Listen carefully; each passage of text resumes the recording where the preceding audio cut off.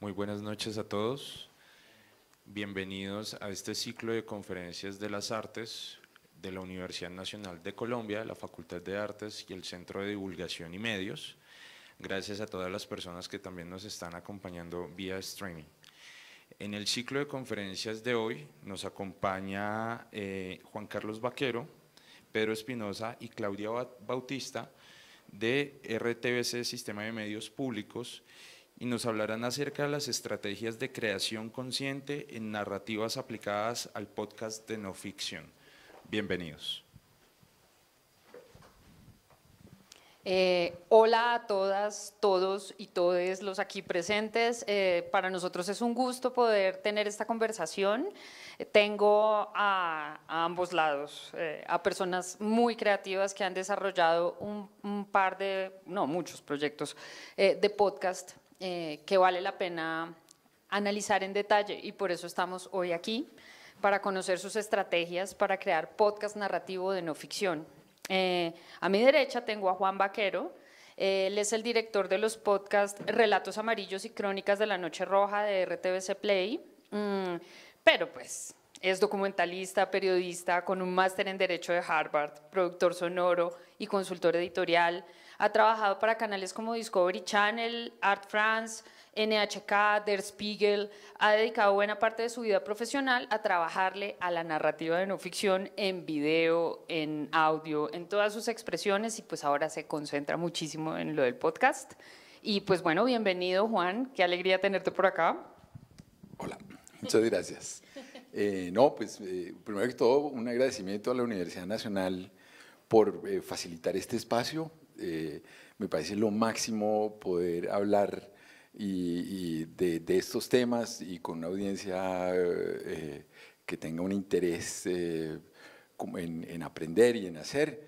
Y especialmente pues un agradecimiento a Pedro, que nos está acompañando, y a Sebastián de Cartagena Federal, que son personas muy generosas, siempre nos acompañan en los eventos y siempre tienen cosas interesantes para decir de manera interesante. O sea que pues muy chévere estar aquí. Y bueno, Juan ya lo introdujo un poco. Pedro Espinosa, aquí a mi izquierda, es guionista, director creativo de Cartagena Federal y profesor de narrativa sonora de no ficción en la Universidad Javeriana y la Universidad de los Andes. Es egresado de la Universidad Nacional de Colombia, de la Escuela de Cine y Televisión. Hizo una maestría en escritura creativa en la misma universidad y ha hecho otra en comunicación en la Universidad del Norte. Sí, en las escrituras creativas no me gradué. Sí, yo supe algo de una tesis que se perdió en un computador robado. En Corferias, en un evento muy parecido a este. No puede ser. Ya ahora ando sin computador y la tesis en la nube. Oh, qué locura. Y bueno, ha sido ganador del Premio Nacional Simón Bolívar de Periodismo. Ambos se han ganado con sus proyectos este mismo premio. Y bueno, bienvenido, Pedro. Muchas gracias por estar acá. Gracias por la invitación. Está chévere que siempre nos inviten. Está bueno. Y bueno, entremos en materia. Hablemos un poco primero de qué es cada uno de los proyectos con los que queremos trabajar esta charla. Entonces, te quiero pedir a ti primero que me cuentes qué es Cartagena Federal, a mí, bueno, y a todos los que nos están viendo allá a través de sus pantallas, y a todas las personas que están aquí en el auditorio, por favor. Cartagena Federal es un podcast de cuentos, personajes y costumbres de la Cartagena de los cartageneros. Yo siempre lo digo mal, sí, es eso. Pero en realidad nace, Sebastián es mi primo, está ahí atrás, es mi socio, o sea, con él hacemos Cartagena Federal, por eso la señalada.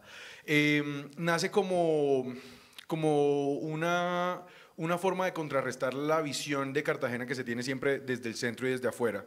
Entonces, de nuestra rabia de que no se conociera la Cartagena de los cartageneros, dijimos como, bueno, toca hacer algo. Hicimos un documento y salimos a hacer un podcast que creíamos que iba a escuchar 20 personas. Eso fue ya hace 6 años. Y ahora Cartagena Federal se convirtió como en una productora de podcast. Tenemos varios shows, bueno, como que unos con Spotify, otros con, no sé, organizaciones ONGs, tenemos otros propios. Y bueno, como que eso es Cartagena Federal. Perfecto, y ahora le vamos a pedir a Juan que nos cuente a todos los aquí presentes y a los que nos están viendo en sus pantallas, ¿qué es Relatos Amarillos? Podríamos hablar de otros productos, pero concentrémonos en Relatos Amarillos. A ver, Relatos Amarillos es un podcast que nace de una inquietud, y es que, digamos que yo siempre he sentido que aquí en Colombia los medios tienden a prestarle como mucha importancia a la gente poderosa, a los famosos, a los importantes, entre comillas, pero tienden a olvidarse de la gente común y corriente, como uno, ¿no? Y siempre he creído que si uno le da la suficiente atención a una persona normal, si le da suficiente tiempo para escuchar su historia, todos cargamos con novelas en potencia a cuestas, ¿sí? Y la idea era un poquito contar esas novelas, contar esas historias de la gente común. Escogimos un ámbito muy particular, que es el de los taxistas y sus historias, por razones estratégicas de las cuales podemos hablar ahora en un minuto, pero realmente más que cualquier otra cosa, incluso el otro día no me acuerdo por qué me tocó hablar del tema, pero yo decía es que el tema de Relatos Amarillos no son los taxistas, es la vida, es la experiencia humana, ¿sí? Y eso es lo que nosotros tratamos de capturar. Y bueno, y creemos que claro, es importante hablar de elecciones, de problemas macroeconómicos, de todas esas cosas, eso tiene un lugar y es importantísimo. Pero para mí tan o más importante es reservarle un espacio, hablar de las angustias con las que una persona común tiene que lidiar y que carga en su vida cotidiana. Para mí esas son esenciales. Vale la pena invitar a todos, todas y todes a que escuchen Cartagena Federal y Relatos Amarillos. Son buenísimos. Yo tengo la fortuna de estar acá porque soy aficionada a ambos y estoy feliz de poder conversar acá con estas dos personas que los crearon. Y seguro que si ustedes los escuchan también se van a aficionar. La primera cosa de la que quisiera que hablemos es un poco de la frontera entre realidad y ficción. Estamos hablando de podcasts que se trabajan con gente del mundo real, a las que se les hacen entrevistas en profundidad y con eso se construye una historia. Pero es muy interesante que no es como un podcast de charlar ahí sobre alguna cosa. Hoy sentémonos a hablar de la muerte y un par de personas ahí conversando, sino que tienen otras características. Entonces, en un mundo donde esa frontera entre realidad y ficción es algo que se discute constantemente, quisiera que me cuenten cómo operan una y la otra en cada uno de sus productos, y esta vez te voy a pedir que comiences tú, Juan. Arranco, pero entonces quisiera proponerle a Pedro que hablemos de una cosita antes, y es que nosotros nos reunimos, claro, hace un par de días para como tratar de definir cuál iba a ser el tema de conversación, y definimos o acordamos que nos gustaría… digamos que obviamente va a haber mucha anécdota en medio de lo que hablemos, pero a mí lo que me encantaría que pudiéramos lograr hoy, a los dos, ¿cierto? Sí. Es poderle entregar herramientas concretas a la gente que tiene una inquietud respecto de cómo se hacen los podcasts. Y en eso coincidimos, ¿cierto? Entonces, con cosas específicas. Exacto. Cosas específicas que… sí, vamos a comparar notas, eso es lo que acordamos. Yo te muestro la mía, tú me muestras la tuya, cómo la haces, Tim. Exacto, eso es lo que vamos a hacer. Entonces, Claudia tiene una agenda de temas y entre los dos vamos a hablar, cada quien mata las pulgas a su modo, y entonces vamos a comparar notas, a ver qué sale de esto. Y yo a lo que aspiro es que de esa conversación pues salgan como… no sé, como lecciones interesantes que de pronto… Tips y trucos. Exacto, trucos. Listo. Entonces, primero… Realidad y ficción en cada uno de sus podcasts. Ok, realidad. Y la pregunta respecto de realidad y ficción es que… recuérdame. ¿Qué pasa con esas dos cosas? Ya, ok. Lo que cada uno hace. Ok, listo. Entonces, mi manera de ver el tema, a ver cómo es la tuya. Para mí la manera de ver la cosa es la siguiente, o es la siguiente. Yo creo que uno puede empaquetar la realidad o contarla de tal forma que la cosa suene más interesante que como lo hace un noticiero.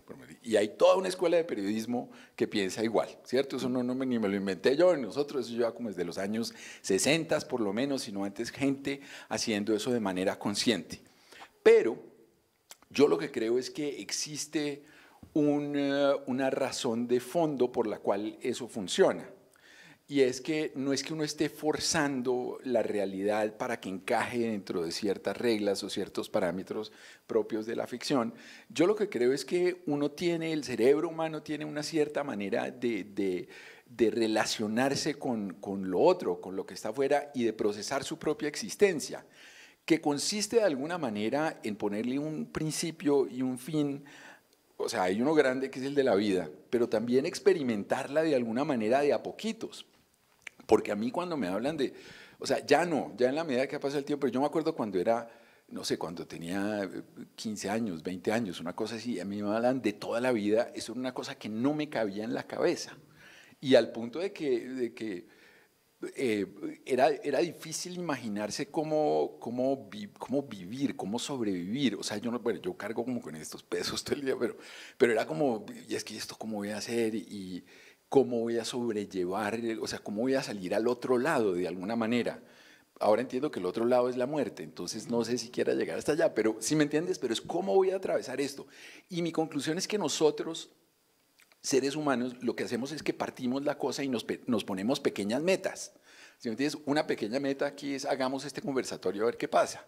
¿Sí? Llegar aquí. Llegar aquí, ese ya es claro, ¿sí me entiendes? Y esa es una manera de ir parcelando la realidad en pequeños o más grandes pedazos que la hacen digerible, ¿no? Y clímax tiene que haber algo en juego, ¿no? Que es lo que hay en juego para este personaje en esa historia. De ahí sale el sentido de la historia. Y lo otro, entonces, para mí ya el tema del personaje, digamos que está tan íntimamente ligado a todo lo demás, porque es que yo no puedo hablar de qué está en juego para un personaje y desligarlo del personaje. ¿Sí me entiendes? Entonces termina siendo un poquito lo mismo. Yo siento que yo no puedo analizar las cosas por separado. Y en Relatos Amarillos lo que tenemos, y si quieres ahora comparamos notas, es nosotros tenemos un listado de requisitos con los cuales los investigadores salen a buscar personajes, ¿sí? Que en principio pues la idea es que respondan, o las experiencias vitales de ellos deberían responder a ciertas dinámicas que luego examinamos, bla, bla, bla, bla. Y lo que te digo, y en última, si tú miras ahorita, no me lo sé de memoria, pero casi, pero sí, si uno se pone a mirar, es casi la mitad de las cosas es este personaje carismático, es original, etcétera, etcétera. Y por el otro lado le estamos dando tiene esta historia, un principio, un medio y un fin, en qué consiste la trama, qué está en juego.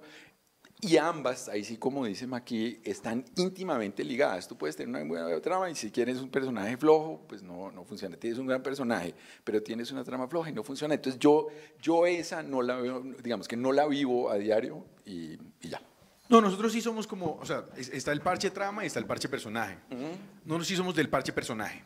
O sea, es que para nosotros cuando estamos buscando una historia, la historia nunca es suficiente. O sea, por muy buena que sea tu historia de vida, yo me acabo de ver una serie en donde dos astronautas mueren juntos, abrazados, llenos de duct tape porque acaban de salvar un reactor nuclear en un mundo en donde Rusia llegó primero a la luna que Estados Unidos. De pronto tu vida, lo que te pasó, tu ruptura amorosa, de pronto no me interesa tanto. O sea, como que de verdad las tramas, pues yo me vi Harry Potter cuando estaba muy chiquito, de pronto la historia de tu colegio no me importa tanto. Entonces como que lo que a nosotros nos gusta mucho más son personajes que nos enamoren porque los tenemos alrededor todo el tiempo. De pronto, no sé, yo no conozco una historia de vida muy buena, pero yo sí conozco personajes, los hijueputas. O sea, sí son, o sea, las personas, sobre todo en Cartagena, uno camina por la calle, uno va y se toma un tinto y se encuentra con que el tipo no tiene dientes, está vendiendo tinto porque quiere ahorrar para ponerse sus dientes, porque acaba de componer una canción para la Selección Colombia en donde le pide al presidente Santos que bendiga a Falcao. Entonces como que, de pronto tú no estás en el espacio y eso, pero me parece interesante. Entonces como que para buscar, al momento de nosotros evaluar si esta historia da o no da, nosotros nos gusta mucho más, nuestro sueño siempre fue, aquí entre nos, nuestro sueño siempre fue hacer una historia para Radio Ambulante. Y en Radio Ambulante te piden una buena historia. O sea, como que necesito que me traigas una buena trama. Y nosotros nunca hemos tenido eso. Y siempre lo hemos intentado convencer como, men, no tenemos trama, pero tenemos un personaje muy bueno. Te lo juro, nosotros somos muy buenos contando historias. Y nunca hemos podido, porque lo que decía, como que ninguna trama está a la altura de lo que queremos hacer. Entonces, como que nos volvimos muy buenos fue en lo contrario. Incluso en historias que de pronto, por ejemplo, con la que nos ganamos el premio, que es una trama impresionante, que tiene inicio, nudo, desenlace, que o sea, tiene un montón de elementos dramáticos, que es la historia de la segunda masacre más grande de los Montes de María, que no se ha, o sea, pues que no, hasta hace unos 3 años se está comenzando a hablar de eso, que no se sabe quién fue, Cuando nosotros nos enfrentamos a esa historia, dijimos, uy, por fin tenemos una historia con un inicio y un desenlace, ¿cómo la vamos a contar? No, pues, y la trama impresionante, o sea, se van 2 carros, ¿cierto? Y entonces luego vuelve un carro, y cuando va el otro carro está quemado. Entonces primero mueren 2, después vuelven 4. O sea, una historia de Hollywood. Pero simplemente nosotros llegamos a este pueblo y para contar esta historia nos encontramos con una señora que decía tener el jardín más lindo de todo el pueblo.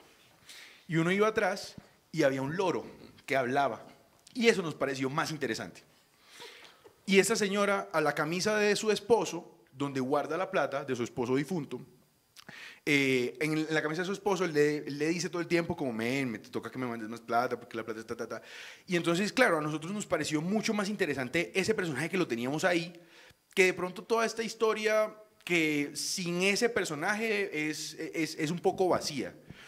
Claro, pero, ojo, que aquí, porque es que yo lo que siento, y qué pena te interrumpir, pero es que, porque píllate que eso no quiere decir que tú no hayas contado la otra historia. Lo que pasa es que te metiste por el lado. Sí, pero digo que parche personaje, claro. O sea, no es, o sea, tiene que haber. Exactamente. O sea, pero aquí la pregunta es como que uno por dónde muerde la galleta, porque finalmente lo que uno tiene es realidad. O sea, aquí lo que hay, o sea, aquí no hay ni tramas, ni personajes, ni nada. Aquí lo que hay es gente y la gente tiene vidas, o sea, y lo que hay son micrófonos y luego computadores. O sea, la trama, el personaje, eso no existe. O sea, aquí lo que hay son papeles y jeans. Pero luego uno, listo, ¿cómo coge este pedazo de realidad y uno cómo lo muerde? ¿Lo muerde del lado del personaje o lo muerde del lado de la historia siendo la misma galleta? Nosotros mordemos siempre como del lado del personaje. Okay. También porque nos parece más fácil. Eso está interesante. Yo no sé, mira, nosotros tenemos una investigadora en Barranquilla y esto puede ser una vaina cultural, está muy interesante. Sí, sí, yo estoy seguro que ella nos llega siempre y a mí me enloquece porque nos llega con unos personajes buenísimos. ¿No? Y a ella me presenta las historias y un par de veces me he metido pues digamos que a cabina a entrevistar los personajes y lo que pasa es que no quiero hacer como la imitación del barranquillero, pero es... Yo a veces siento que en el proceso de investigación nos dejamos... como vislumbrar un poquito por el personaje. Lo que pasa es que tú siendo de allá puedes... Sí, saber morder la galleta. Es que uno como cachaco cae en la trampa. Claro. Uno cae en la trampa. Entonces no se deja como encandelillar por el personaje y después va a haber eso otro que lo que tarde... Yo creo que a ambas uno tiene que llegar tarde o temprano, claramente. De pronto si uno como cachaco y más racional y más la vaina, entonces de pronto le entra por el lado de la historia, tienes toda la razón. No, y entonces lo que nosotros es, listo, tenemos un personaje y no hay trama, ¿qué vamos a hacer con él? Pues tomar tinto, o sea, porque toca es aún bajarlo más y ya, o sea, como que ya ahí sí morder la galleta del personaje sí se trata mucho más de explorar en la subjetividad y la cosmovisión de esa persona que de pronto le pasó algo, sí, pero de pronto no lo sabe contar. Pero mientras toma tinto, canta sobre los dientes que no tienen por la Selección Colombia y el presidente Santos. Claro. No, y eso creo que también tiene que ver con otro tema, y es que, digamos, me imagino, pues cuando ustedes arrancaron, trabajaban ustedes dos, entonces era una cuestión donde, y hoy claramente trabajan muy bien juntos, ¿sí? Entonces era donde esa etapa de descubrimiento de la historia, del personaje, uno se podía dar ese lujo de ver hasta dónde, asumo, pues no sé, pero hasta dónde sienten el personaje, la historia, luego de pronto entrevistan, o sea, no sé, ahí hay una cosa muy orgánica. En el caso nuestro, Relatos Amarillos, digamos que es un equipo grande que empezó a trabajar junto en la mitad de la pandemia y que llegamos a un sistema que a mí me parece súper interesante y es que partimos como todo el proceso de realizar una historia en etapas, ¿no? Entonces, hoy en día ya mis investigadores están escribiendo historias, empezaron hace poquito, pero inicialmente, porque estábamos en pandemia, entonces, digamos que las personas que yo sabía tenían trayectoria de pronto contando historias, escribiéndolas, muchas no estaban tan dispuestas a montarse en un taxi o ir a parcharla, ¿no?, a tal sitio, pero sí encontraba muchos investigadores avesados, como dispuestos, que de pronto todavía no tenían la experiencia en hacer este tipo de periodismo y entonces sí tenían como toda la disposición de irse a echar tinto con los taxistas en el centro comercial o lo que ustedes quieran. Entonces, ¿qué es lo que nos pasó a nosotros? Que nosotros teníamos, después de un inicio con muchos pasos en falso, tuvimos que diseñar algún tipo de rutina y de flujo de trabajo que nos permitiera llegar a historias al ritmo que necesitamos, y es que nosotros estamos publicando 3 historias cada 15 días, básicamente, ¿no? Entonces la presión, claro, la presión es muy grande. ¿Qué es lo que pasa con Radio Ambulante? O sea, también es como que por el modelo de producción ellos no se pueden dar el lujo de confiar en que yo les voy a traer una buena historia. Exacto, y ese es el tema. Y precisamente ahora pues veníamos hablando que estoy tratando de convencerlos a ustedes de que nos ayuden también a hacer historias para relatos Firmado, amarillos. firmado aquí. Lo firmo en piedra.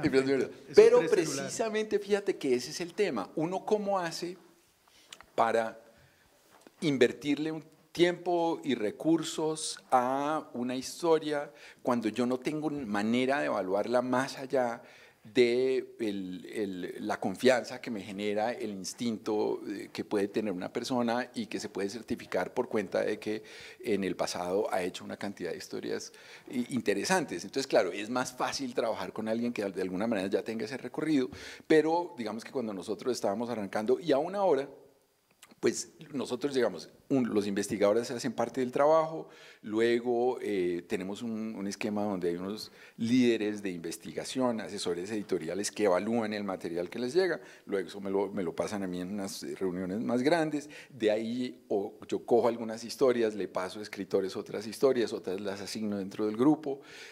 Pero el punto es que la persona que investigó no siempre es la misma persona que termina haciendo el trabajo de entrevistar. Y luego tenemos ahora un nuevo paso que es que esa persona que escribió entra a ser acompañada al final del camino por alguien más. Entonces uno es como que ¿y uno de dónde se agarra? ¿Sí me entiendes?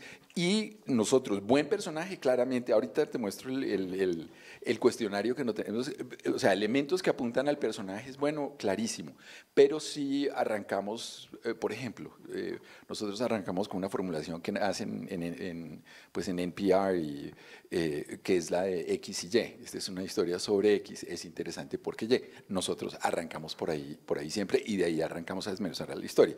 Y por ahí hacia la mitad entonces empezamos a evaluar personaje y no sé qué, pero le tenemos que apuntar un poquito a todo y no nos podemos dar el lujo de dejar nada un poquito a la... No, tiene que haber mucho espacio para la intuición, no es eso no es lo que estoy tratando de decir, pero sí tratamos de poder aterrizar todo lo más posible para evitar sorpresas, de pronto para llegar a una semana en la que el episodio no cuajó y bueno, entonces ese tipo de cosas. Yo quiero compartir con la audiencia lo que era mi plan, lo que íbamos a conversar y en qué parte vamos.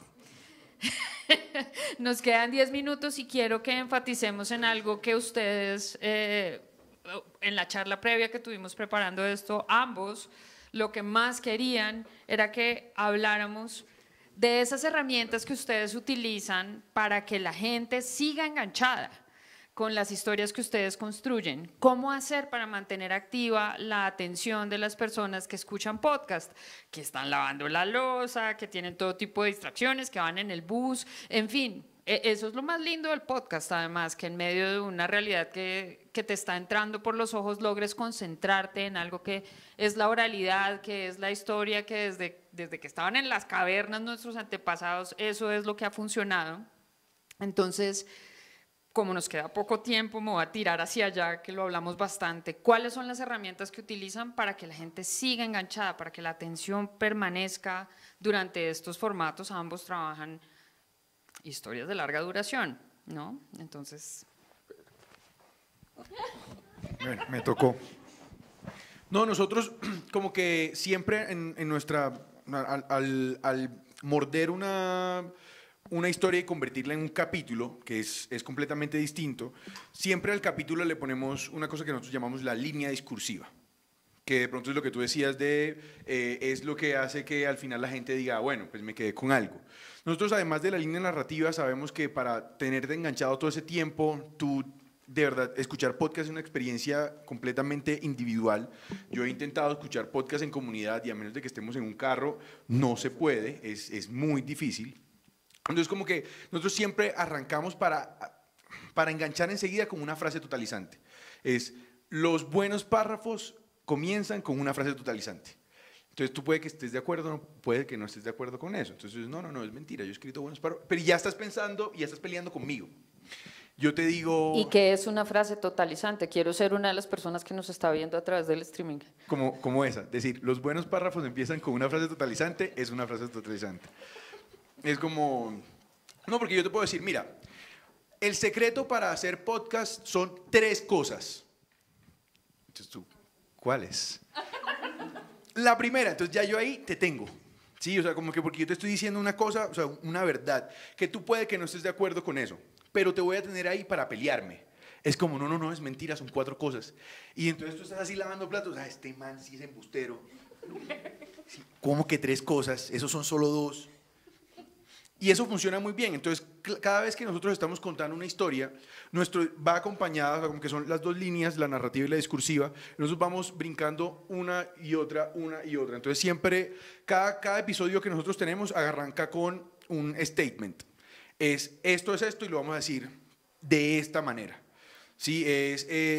Los costeños somos mejores por nuestra comida. Ya ustedes dirán, no, sí, no. Y durante estos 15 minutos yo te lo voy a demostrar de esta manera. Tengo este personaje que es una señora que frita pescado, que es interesante por esto, y tengo esta otra cosa, y durante todo el episodio yo te estoy intentando convencer siempre de algo. Ya al final, tú, no sé, me amarás o me odiarás, pero durante todo el episodio has estado peleando conmigo, porque yo lo que digo son frases totalizantes. Esa es como nuestra mayor herramienta. Listo. Ahora acá.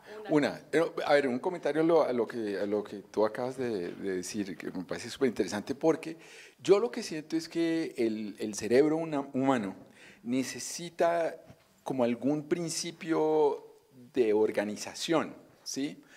Es decir, uno no es bueno, por ejemplo, de ustedes los que de pronto hayan ido a un concierto de música moderna, pero me refiero como la que se hacen en los salones de conciertos de música clásica, moderna, no sé cómo se llama, pero como tipo Philip Glass, por ejemplo, Philip Glass, okay. Como ese tipo de cosas. Eso es muy difícil, se requiere de una gran concentración, uno está todo el tiempo peleando con uno mismo porque no responde a ningún patrón que reconozca realmente el cerebro, ¿no? Y eso es lo que ellos están tratando de hacer y hay toda una correrza alrededor de eso.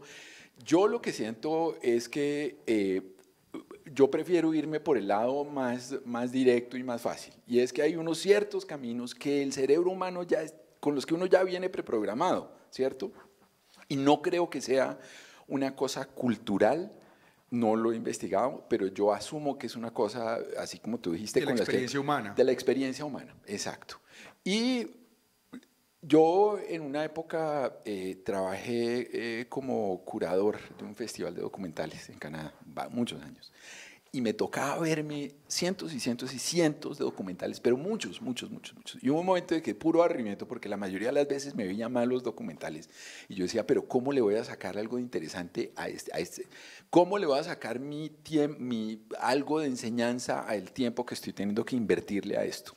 Y se me ocurrió que lo que iba a hacer era cada documental que yo viera, bueno o malo, lo iba a tratar de poner como en un gráfico que me estaba armando de posibles estructuras que el documental utilizaba como en un esfuerzo por organizar la información, ¿sí? Y llegué, algún día, si volvemos a hacer estas, que a mí me encantaría, de verdad, que las siguiéramos haciendo, pero el mismo parche, es que está buenísimo. Sí, está bueno. Está bueno el parche. No, yo terminé con un triángulo, con un cuadrado realmente, y llegué a la conclusión de que toda la no ficción, por lo menos la que intenta responder a patrones que yo reconocía de organización de la información, se podía repartir en una especie de cuadrado. Y a ver, en un extremo estaban quienes trataban de organizar la información estilo periodista, que es el triángulo invertido. Tú das toda la información interesante al principio, como lo importante, quién, cómo, cuándo, dónde, nada, y después la desmenuzas. Eso era uno, eso no funciona en documental, especialmente si tú tienes la intención de hacer algo largo, porque eso es como cometer el error de uno estar tratando de levantarse una vieja que le cayó pues muy bien y tal, y uno sentir que esa es la mujer con la que uno quiere que tener sus hijos algún día, pero contárselo en la primera cita. ¿Me entienden? Eso asusta. ¿Me entiendes? O sea, tú te guardas esa información y 2 años después es que les dices, vea, es que la verdad es desde el primer día yo lo supe y esa vaina funciona muy bien ahí, pero no al principio, ¿cierto? Entonces, ¿qué es lo que pasa? Bueno, eso, los periodistas eso es lo que hacen, pero lo hacen por una razón muy clara, y es que ellos quieren que tú rápido entiendas y te vayas a otro lado, sino es que sepas de qué se trata. Eso funciona para los periodistas tradicionales, no para nosotros. En el otro extremo estaba, digamos que el ensayo, que es algo parecido como lo que ustedes utilizan un poquito de eso, pero obviamente de manera mucho más sofisticada, interesante, etcétera, etcétera, etcétera. Pero el esquema, estructuralmente hablando, es el mismo, que es lo mismo que uno aprende en el colegio, en la universidad, que es que uno le dicen, bueno, suélteme su tesis al principio o una pregunta, y usted va a estar enganchado a lo largo de la siguiente media hora, 1 hora, porque yo le voy a estar presentando a usted unos argumentos que lo van a convencer o lo llevar a la conclusión de que no, eso no es cierto. O va a encontrar usted una respuesta a lo que tiene. Ese es, digamos que el segundo la segunda gran categoría. Funciona perfecto, funciona, como tú dices, perfectísimamente. Eso ya está inventado. Eso está inventado. Y si uno la coge para empaquetar toda una historia de principio a fin, yo la catalogaría, digamos, como ensayo. Ahora, uno puede utilizar también esas preguntas, se me olvidó como tú las... ¿cómo es que frases totalizantes. Las frases totalizantes, para utilizar un mecanismo que es distinto, que es el misterio. ¿Sí? El misterio entendido o definido como cuando una audiencia sabe que hay una información que todavía no se le han dado y uno de alguna manera promete que se la va a dar más adelante. ¿Sí? Entonces uno puede utilizar eso y después abandonar el recurso. Y yo no he escuchado todo el trabajo de ustedes, pero en gran parte de lo que he escuchado también ustedes hacen eso. No solamente no es ensayo, sino es que ustedes utilizan eso y arrancan. Y aquí no hay jefe. Exacto. Y la pregunta del principio, no, pues ni me acuerdo. Más o menos. Claro, ya ni me acuerdo. Exacto, pero funcionó porque te enganchó. Entonces, digamos que yo lo de las frases totalizantes creo que puede tener 2 caminos, y para mí habría que entrar a analizar la historia específica, ¿cierto? En la parte de abajo de este cuadrado está historia. Pues la historia entendida, digamos, de una manera amplia, como cuando hay una persona en un espacio y algo ocurre, ¿sí? Cuando lo que está ocurriendo no está atado por esas relaciones causales de las que hablábamos hace un rato, sino que está atado más por el hecho de que uno le va presentando a su audiencia como piezas de un rompecabezas para que ellos lo vayan armando en su cabeza. Para mí eso tiene una dinámica distinta, que también utiliza la curiosidad, pero funciona más estilo rompecabezas. Los gringos, los canadienses, eso lo llaman retrato, ¿cierto? Entonces es como que a ti te sueltan un pedazo, eso es cielo, eso por aquí es un río, y uno inmediatamente está diciendo, ya sé, esto es una foto de tal cosa. por el otro lado está historia en el sentido de que hay personaje y todo esto, pero hay una trama, es decir, hay alguien que está tratando. Ahí es donde vive Relatos Amarillos. Y se me olvidó porque empezó la conversación, pero ahí es donde vive Relatos Amarillos, ¿sí? Es culpa de Pedro. Bueno. Es que... Si a uno se le olvida es porque está bueno. ¿Cuál fue la frase totalizante del principio? Ya no me acuerdo. Sí, bueno, pero exacto. Entonces, no, tú dijiste cuál es la herramienta que utilizamos. Ya, Relatos Amarillos. O sea, nos fuimos al fondo de este cerebro. Ya. Se fue al fondo de este cerebro. Relatos Amarillos conscientemente quiere ubicar sus historias y solamente hemos hecho una que no responde a esa dinámica de organización de la información en el extremo de historia. Es decir, y para mí una historia en ese sentido estricto es cuando hay una persona quien quiere algo o quiere librarse de algo, lo que sea, y está intentando hacerlo, pero está teniendo dificultades para lograrlo. Eso es lo que buscamos. Y después si ya le metemos la otra parte, es que sea una persona interesante, un personaje interesante. Sí. Si no les molesta a ustedes dos, no sé si queremos decir otra herramienta. Y también quiero preguntar si las personas aquí presentes quisieran preguntarles algo a Juan y a Pedro, porque nos aproximamos al final. ¿Alguien quiere hacer una pregunta acá? No, los dejamos ya. Los hipnoticé con mi respuesta. Todo el mundo está aquí, dice, ¿cuál era la pregunta totalizante del principio? Yo pregunta totalizante. Tiendo a generar ese... Todavía estamos procesando todos lo del cuadrado. Pregunta totalizante. No escuchen a Vaquero. No, bueno, dale, excelente. Cami, ¿me haces un favor? ¿Pones ese hacia allá? ¿Se puede?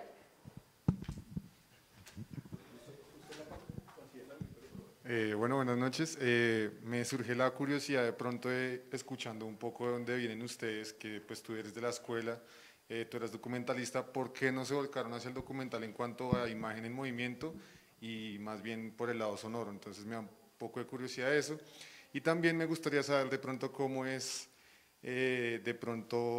cómo llegaron a esa forma o a esa metodología de trabajo, porque pues hay muchas formas, creo yo, que en el documental precisamente brinda una gran posibilidad de trabajar la realidad. Entonces, ¿cómo ustedes dijeron, bueno, voy a utilizar esta verdad totalizante o voy a utilizar la herramienta del misterio, que es la que me sirve y que de pronto, por ejemplo, que tú decías en Radio Ambulante no funcionó, pero tú dijiste, no, yo me voy a lanzar por esta herramienta que es la que me funciona? ¿Cómo llegaron a ese momento?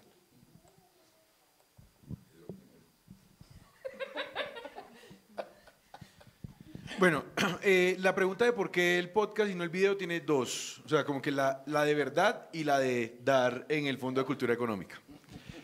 La de dar en el Fondo de Cultura Económica es por las herramientas que te da el sonido, porque te permite jugar con la imaginación de la persona, porque te acerca. Entonces también, si tú vas a grabar una persona, tiene que el cuadro estar muy limpio, bien iluminado, porque si no la cámara distrae, pero la razón real es por plata.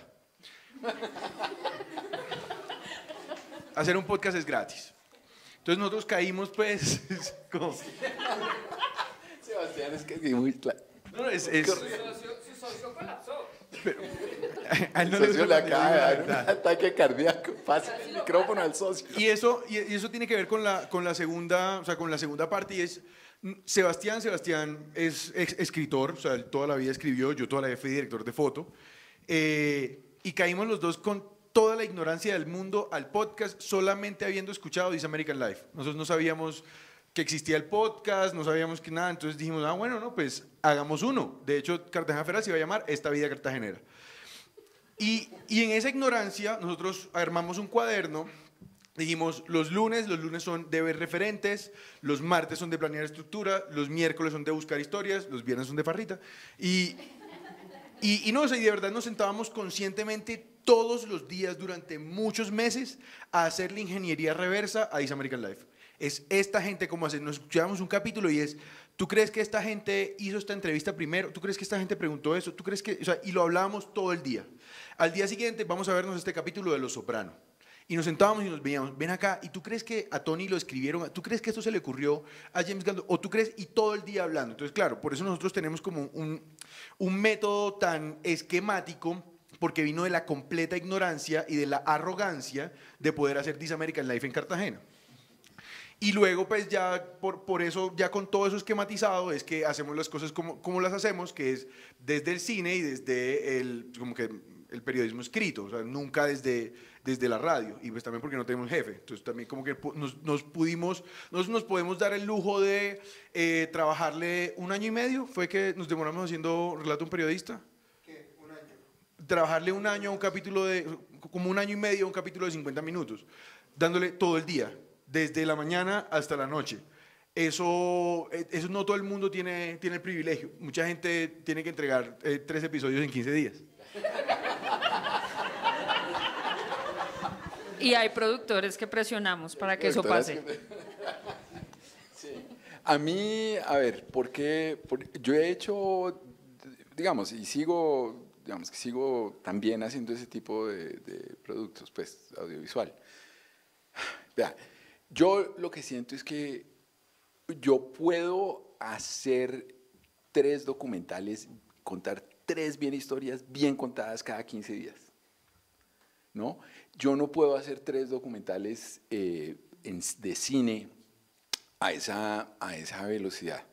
Y en últimas, lo que a mí me atrae o lo que a mí me llena de este oficio, me lo da todo el audio. ¿Sí? Yo, por ejemplo, te digo, yo soy súper obsesivo compulsivo. Yo sigo haciéndole ingeniería reversa a las historias que me gustan. Yo cada vez que escucho un podcast, una historia que me gusta, cojo, si volvemos a hacer esto, y ojalá lo volvamos a hacer, yo les puedo mostrar. Yo saco papel y lápiz y anoto tiempo y por qué lo hicieron y cómo se transformó el personaje. Yo se lo sigo haciendo y hago, o sea, ahora por el trabajo me queda, pero yo creo que saco por lo menos unas 3 al mes y los escucho compulsivamente. Entonces, también es que saco la calculadora y digo, bueno, ¿cuántos años de vida me quedan? ¿Sí? Entonces, ¿cuántos buenos documentales tengo encima? Y no me quedan muchos, porque buenos documentales son, o sea, el ciclo de producción de un buen documental realmente es 3 a 5 años de un documental y después tienes que hacerlo, no sé. Aquí, de verdad, hay historias a las que le hubiera podido trabajar más y probablemente trabajé durante meses. Pero que yo siento que salieron muy cerca de lo que para mí era un producto redondo, pulido, etcétera, etcétera, y que me satisface mucho. Entonces, si yo puedo sacar esa tal satisfacción cada 15 días, ¿para qué meterme en una cosa en que me tenga que esperar años para lograr ese mismo? Yo realmente admiro a los documentalistas, a ese tipo de documentalista, yo lo hice durante un tiempo, pero hay gente que puede estar trabajando hoy para algo que sabe que dentro de 5 años les va a pagar o no, pues a pagar en el sentido, sí. Yo no, a mí me entra como una ansiedad, una cosa brutal y entonces de pronto los ritmos del documental sonoro me sientan más. Y la otra pregunta tuya era ¿por qué? ¿Cómo llegué a las conclusiones del Cuadrado? Porque, no, creo que fue, ya me acordé. No, ya me acordé. Resulta que yo trabajé aquí en Colombia un tiempo y luego me fui a vivir por fuera y allá realmente desarrollé gran parte de mi carrera profesional en el mundo anglosajón, ¿sí? Pero entonces, ¿qué es lo que pasa? Que realmente eso es gente que piensa muy distinto a uno. O sea, uno como colombiano, ¿no? Normalmente eso es ¿qué hay que hacer? Y sale uno y se manda, mi madre, y lo hace. Y sale bien, mal, no sé qué, pero eso no lo hace. Allá yo me encontré con que yo llegaba con esa cosa y todo el mundo me pedía una propuesta con una sinopsis, que tenía que estar todo pensado. Yo al principio decía, pero a mí cómo me están pidiendo si yo lo que soy es documentalista, escritor, no sé qué, periodista. Yo no sé cómo le voy a contar cuál es la historia si todavía no ha pasado, ¿no? Y con el tiempo fui entendiendo que es posible uno formular hipótesis respecto de cuáles son con cierto grado de precisión, respecto de por dónde es que se va a mover la realidad, para que uno se pueda anticipar y posicionar sus recursos, bien sea un micrófono o una cámara, para capturar la historia con una más o menos buena calidad y desde el punto de vista que uno lo quiere, pues por decirlo de alguna manera. Y una vez entendí eso, como que ya me cambió totalmente la manera de pensar y ahí fue donde me obsesioné con poner puntos en el triangulito y el cuadradito y la cosa. He hecho miles. Sí. Bueno, ya nos tenemos que ir, ya veo que nos están haciendo ojos acá desde la puerta del auditorio y para terminar yo quisiera que Juan nos recuerde, porque si la gente que nos está viendo, quienes están acá no lo saben, en RTBC hay una academia de podcast con la que se ha venido trabajando ya un par de años en la que se pueden aprender muchas cosas muy interesantes para hacer esto muy bien. Pedirle eso a Juan y por supuesto pedirle a Pedro que nos promocione lo que él hace además de Cartagena Federal, porque hay varias cosas. Claro. Entonces, Sí. Primero tú. Sí, entonces, bueno, cuento yo y obviamente con un agradecimiento a Sebastián y a Piedro que están aquí y al grupo de la Universidad Nacional que nos ha invitado. Les recomiendo Cartagena Federal, buenísimo, buenísimo, buenísimo, de verdad. Son dos más muy talentosos, o sea que… a ver, nosotros en RTBC, Sistema de Medios Públicos, empezamos hace 2 años con una cosa que se llama la Academia al Oído.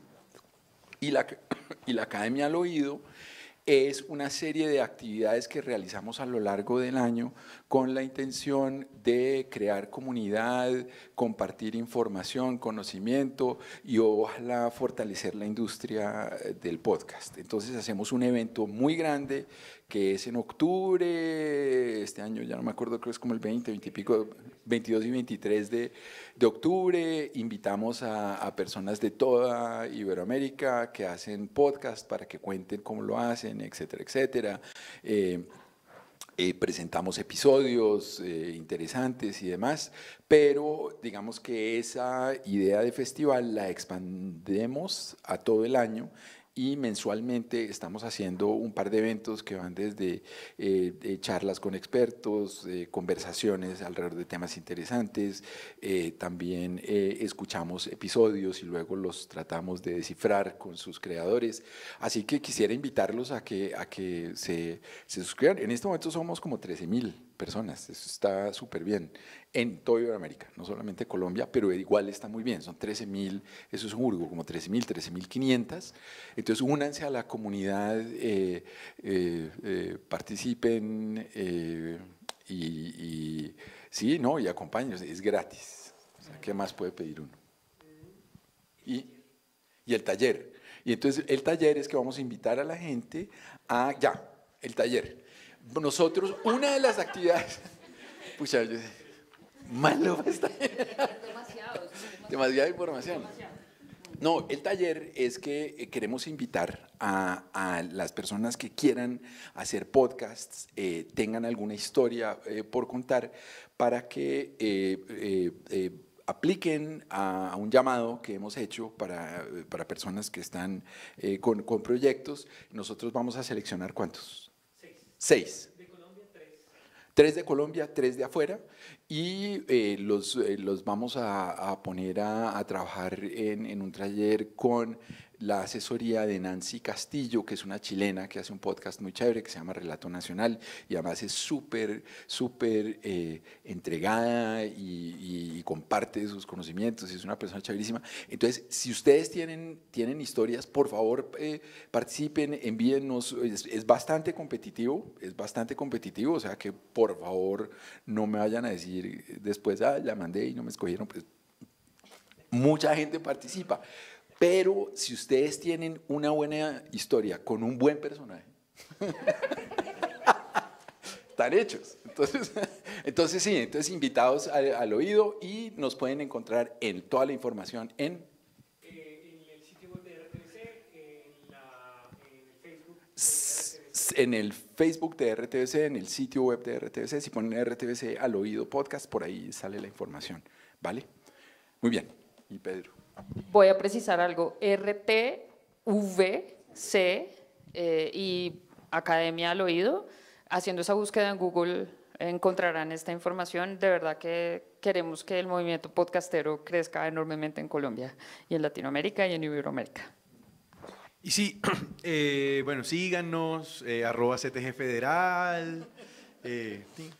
Pero no, yo quiero terminar lo que decía Sebastián como medio en chiste, yo lo quiero coger como en serio, y es si alguien necesitaba una señal del universo para convertir las conversaciones de sus amigos en podcast, es esta.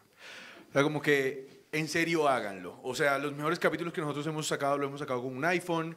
O sea, como hagan el podcast. Graben las cosas, medio edítenlas como puedan, roben música de YouTube, que no se los van a bajar de Spotify y súbanlo.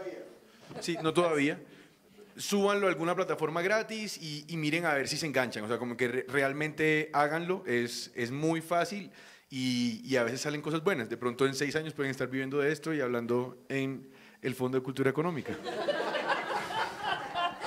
Muchas gracias a todas, todos los que estuvieron aquí, los que nos están viendo a través de sus pantallas y bueno, seguimos en contacto. Gracias a la Universidad Nacional de Colombia por habernos permitido estar en este espacio tan chévere y conversar sobre esto que nos gusta tanto y pues RTBC Play está ahí para ustedes y todo es gratis porque los medios públicos y la universidad pública son lo máximo. Gracias.